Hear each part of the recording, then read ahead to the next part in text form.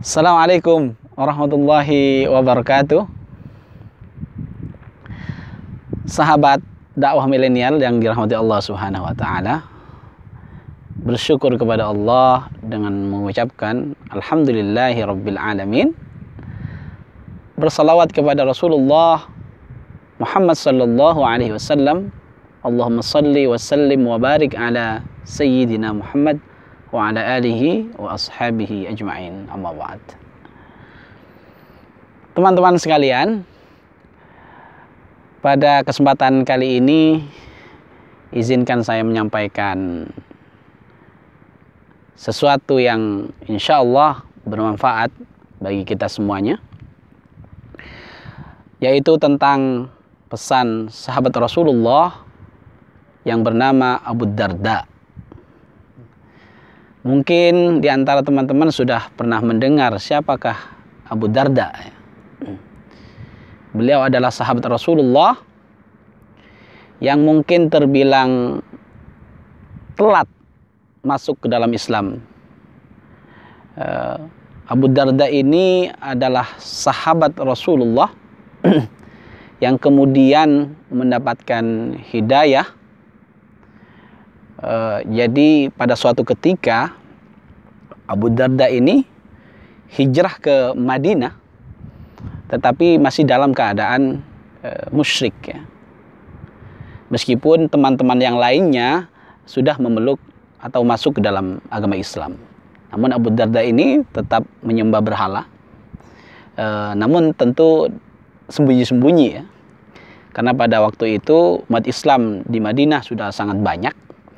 Dan Abu Darda sendiri memilih untuk dalam kemusyrikan gitu. Pada suatu waktu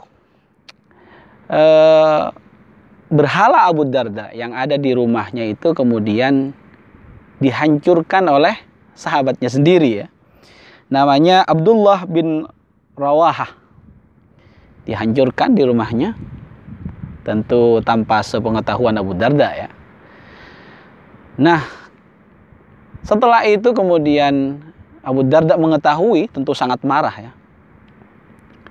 Tetapi begitu dia tahu yang menghancurkan adalah sahabatnya sendiri, maka terjadilah dialog di situ antara Abdullah bin Rawahah dengan Abu Darda ya. Apa kata sahabatnya ini? Kata Abdullah bin Rawahah ke Abu Darda, "Wahai Abu Darda,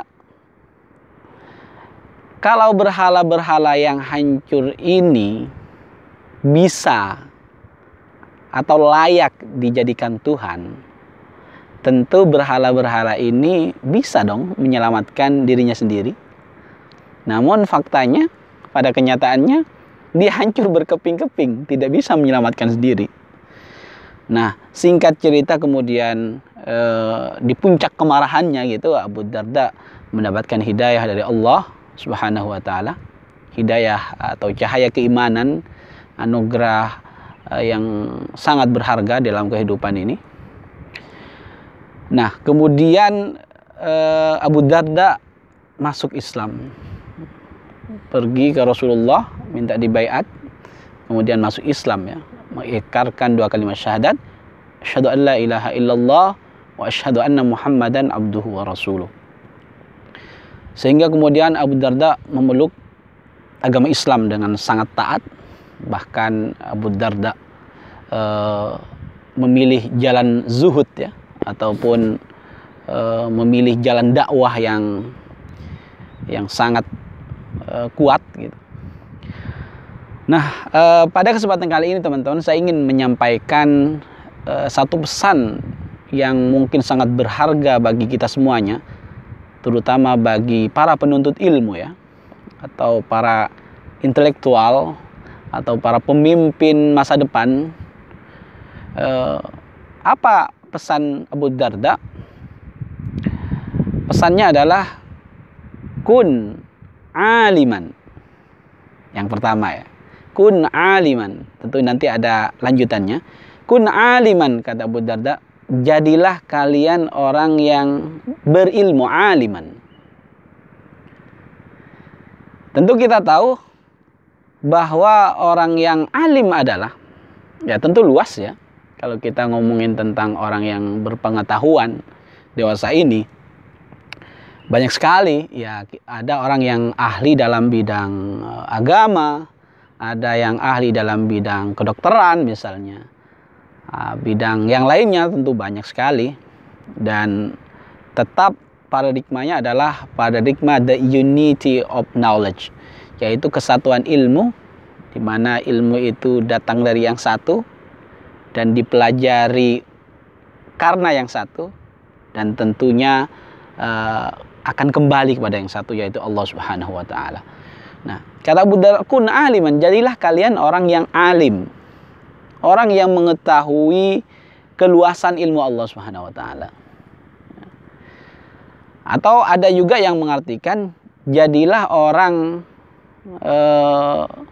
yang alim, yang kemudian bisa mengajarkan kepada orang lain. Kalau bahasanya teman-teman milenial, ya jadilah orang yang selalu kreatif, misalnya membuat postingan gitu ya, ataupun sesuatu yang bisa bermanfaat untuk orang banyak. Jadi autor lah ya. Nah, kata Abu Darda, kalau nggak bisa jadi seorang yang alim, au muta'alliman, jadilah orang yang senantiasa mencari ilmu, muta'alliman. Kalau bahasa milenialnya mungkin ya jadi distributor lah, atau orang yang senantiasa men-share postingan-postingan yang baik, meskipun postingan tersebut ya bikinan orang gitu ya. Senantiasa share itu, atau senantiasa menggali ilmu-ilmu Allah yang sangat banyak. Kalau sekarang ya medianya sungguh sangat luas ya. Kita tinggal klik ya keluar semuanya.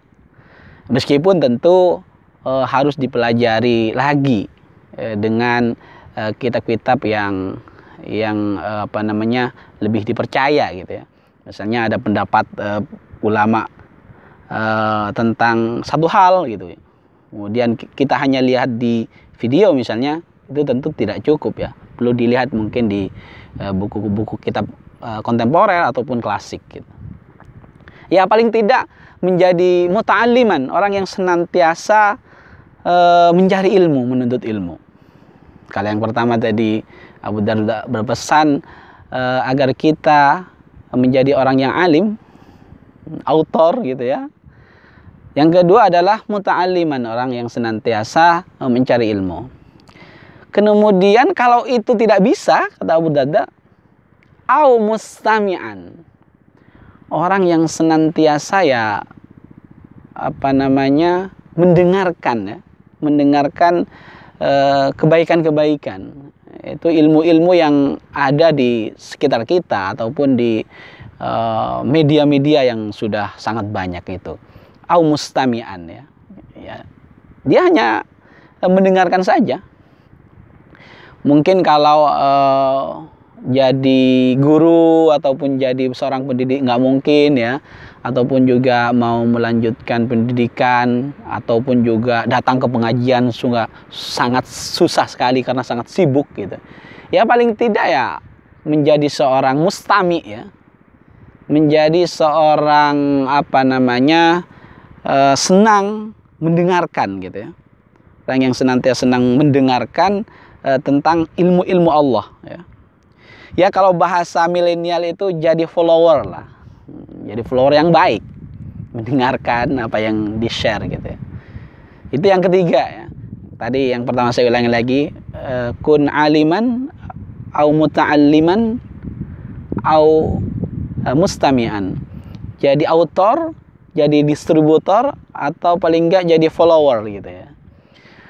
Kemudian lanjut Abu Darda, au muhibban, teman-teman. Au muhibban.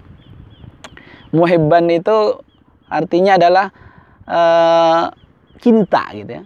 Orang yang senantiasa cinta dengan postingan-postingan yang isinya adalah kebaikan-kebaikan gitu.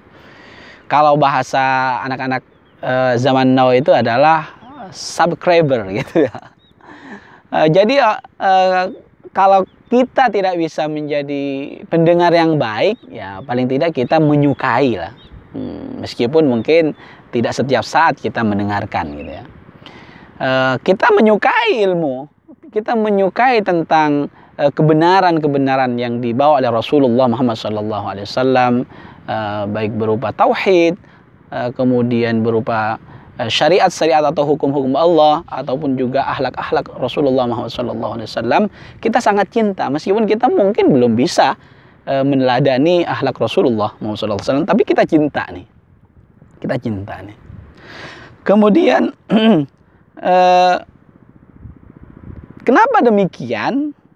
Karena mungkin dengan kita cinta, maka kita kemudian mulai senang nih mendengarkan. Atau kemudian kita memutuskan untuk semangat menuntut ilmu. Dan bisa jadi pada suatu ketika kita akan menjadi Abu Darda, ya. Seorang Abu Darda yang tadinya mungkin musyrik, kemudian mendengarkan nasihat temannya, dan kemudian dia jadi seorang pendai, sebagaimana kemudian pesannya sampai kepada kita setelah berabad-abad, ya. Kun aliman au muta'alliman au mustami'an au muhibban, kata Abu Darda. Tapi ada kelanjutannya nih, teman-teman. Wala takunil khamisah, kata Abu Darda, ya. Wala takunil khamisah, dan jangan jadi orang yang kelima. Maksudnya jangan jadi yang selain itu, yang 4 itu. Kenapa, teman-teman? Kata Abu Darda, fatahlaku. Kenapa? Karena kalau ada orang yang memilih jalan yang kelima ini, maka akan hancur, kata Abu Darda, atau akan sia-sia hidupnya. Karena kalau kita lihat, kalau kita nggak bisa jadi subscriber, nggak bisa jadi follower, distributor, apalagi jadi author, terus mau jadi apa? Ya, tentu pilihan yang 4 ini adalah pilihan yang bijak bagi seorang yang beriman kepada Allah, beriman kepada Rasulullah Muhammad SAW. Jadi pada kesempatan kali ini saya ingin sedikit menyampaikan hal itu, karena sangat penting bagi kita di dalam kehidupan ini memilih jalan yang telah disampaikan oleh orang-orang ahli hikmah, ya, orang-orang yang bijak di zamannya, sebagaimana disampaikan oleh Abu Darda radhiyallahu an. Semoga bermanfaat. Subhanakallahumma wa bihamdika asyhadu an la ilaha illa anta astaghfiruka wa atubu ilaik. Assalamualaikum warahmatullahi wabarakatuh.